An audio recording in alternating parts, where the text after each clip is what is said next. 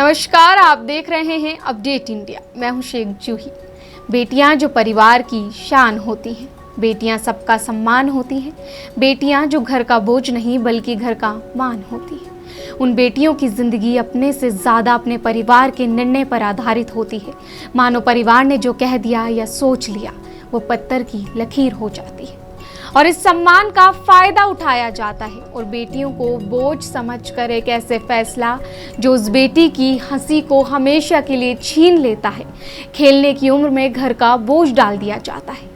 और वो फैसला होता है बाल विवाह। बाल विवाह वो होता है जो मासूम की जिंदगी को नम कर देता है, जो एक बेटी के सपनों को तोड़ देता है और खेलने की उम्र में उनको बच्चों को खिलाना होता है, जिससे होती है प्रताड़ना, मानसिक तनाव, आत्महत्या, मर्डर जैसी वारदातें। और एक ऐसा ही बाल विवाह से प्रताड़ित मामला सामने आया है जिसने रूह को अंदर तक झकझोर के रख दिया।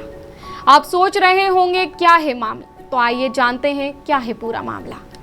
आपको बता दें कि राजस्थान के चूरू जिले से आई एक कहानी ने पूरे समाज को झकझोर कर रख दिया। ये कहानी सिर्फ एक लड़की की नहीं बल्कि उन अनगिनत बेटियों की है जिनकी जिंदगियां सामाजिक कुरीतियों, रूढ़िवादी परंपराओं और अन्याय की बलि चढ़ जाती हैं। यह कहानी है 23 साल की कविता की, एक ऐसी लड़की जिसकी मासूमियत, सपने और बचपन 11 साल की उम्र में ही उससे छीन लिया गया। राजस्थान के चूरू जिले से एक चौंका देने वाली और दर्द भरी कहानी सामने आई है। ये कहानी न सिर्फ रिश्तों के उलझे हुए धागों को दिखाती है बल्कि बाल विवाह, घरेलू हिंसा और सामाजिक दबावों का एक भयावह तस्वीर भी पेश करती है। ये कहानी है 23 साल की कविता की, जिसकी जिंदगी महज 11 साल की उम्र में ही बदल दी गई थी। उसकी बड़ी बहन की मौत के बाद परिवार ने एक ऐसा फैसला लिया जिसने कविता का बचपन ही छीन लिया। राजस्थान के चूरू जिले से एक हैरान कर देने वाली कहानी सामने आई है।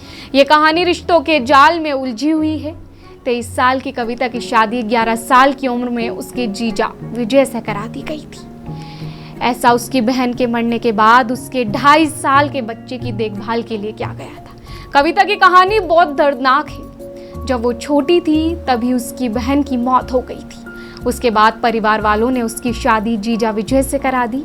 उस समय कविता सिर्फ 11 साल की थी। विजय उससे उम्र में बहुत बड़ा था। शादी का मकसद यह था कि कविता अपनी बहन के बच्चे की देखभाल कर सके। कविता का कहना है कि शादी के बाद उसकी जिंदगी नरक बन गई। उसका पति विजय शराबी है। वो रोज शराब पीकर उसे पीटता है। कविता को कभी भी विजय से प्यार और इज्जत नहीं मिली। सास शारदा भी उसे ताने मारती रहती थी, लेकिन कविता को विजय के छोटे भाई अजय से प्यार हो गया। दोनों घर से भाग गए और लिव इन में रहने लगे। अब उन्हें जान से मारने की धमकियां मिल रही है। अब उन्होंने पुलिस से सुरक्षा की गुहार लगाई है। कविता का आरोप है कि विजय शराबी है और उसे मारता पीटता है। ऐसे मुश्किल समय में कविता को देवर अजय से सहारा मिला। अजय एक दिहाड़ी मजदूर है। दोनों के बीच दोस्ती हुई। धीरे धीरे ये दोस्ती प्यार में बदल गई। वो घंटों फोन पर बात करते थे, एक दूसरे का दर्द बांटते थे। आखिरकार कविता ने अपने 10 साल पुराने रिश्ते को खत्म करने का फैसला किया। 13 फरवरी को कविता अजय के साथ घर से भाग गई। दोनों ने करीब 2.5 महीने तक देश के कई हिस्सों में घूम घूम कर बिताए। वो कभी गुरुग्राम में रहे तो कभी मंदिरों में शरण ली। जब तक समाज जागरूक नहीं होगा, कानून सख्ती से लागू नहीं होगा और परिवार अपनी बेटियों को बोझ नहीं बल्कि बराबरी का अधिकार देने लगेंगे, तब तक कविता जैसी कहानियां दोहराई जाती रहेंगी। अब ये देखना शेष है कि क्या कानून और प्रशासन कविता को उसका हक दिला पाएंगे या फिर ये कहानी भी अन्याय की चुप्पी में कहीं गुम हो जाएगी। एक और जहां समाज में बेटियों को देवी माना जाता है, वहीं दूसरी ओर कविता जैसी कई लड़कियां भी बाल विवाह, घरेलू हिंसा, सामाजिक कुरीतियां की शिकार बन रही हैं। अब देखना यह है कि कानून और प्रशासन कविता को इंसाफ दिला पाते हैं या नहीं।